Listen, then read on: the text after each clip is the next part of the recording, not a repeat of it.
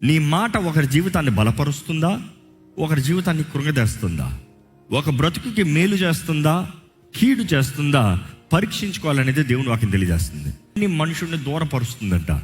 దేవునికి మనుషుడికి దూరం కలిగి చేసేది నీవు మాట్లాడే మాటలను బట్టి కూడా నీకు నీ దేవునికి దూరం అవుతుందంట.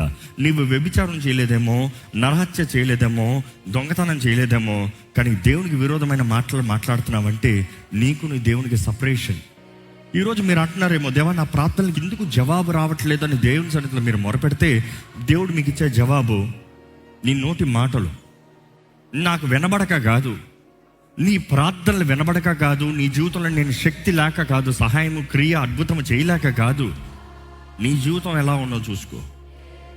నీ దేహంలో జరిగించే అవన్నీ మాట్లాడుతూ వస్తూ నాలుక గురించి కూడా మాట్లాడుతున్నాడు, మన మాటల గురించి కూడా మాట్లాడుతున్నాడు. మన నాలుకలో అబద్ధము. దేవుడు అంటున్నాడు, నువ్వు అబద్ధం ఆడుతున్నావు, నిన్ను నన్ను దూరం చేసుకుంటున్నావు, నీకు నువ్వే నన్ను నా దగ్గర నుంచి దూరం చేసుకుంటున్నావు. Be very careful and don't you ever dare to do that. మీరు ఎప్పుడన్నా అలాంటి పని చేస్తే మీ తండ్రి ఎవరు నిరూపిస్తున్నారో జాగ్రత్త. నోటి వరకు వచ్చినాక మూతి మీద ఒక్కటి వేసుకోండి కావాలంటే. దేవుడు నీ మాట వింటూ ఉన్నాడు. ఈరోజు ఎంతమంది దేవుని బిడ్డలుగా ఉండాలని ఆశపడుతున్నారు, ఎంతమంది సైతాను సర్ప సంతానము, సైతాన్నిగా బచ్చ. జాగ్రత్త, బీ వెరీ కేర్ఫుల్. నువ్వు ఎవరు బిడ్డ అనేది నిరూపిస్తున్నావు నీ నోటి మాటలతో. Be very careful. అబద్ధాన్ని మాట్లాడద్దు. అవసరం వచ్చిన నాలుగు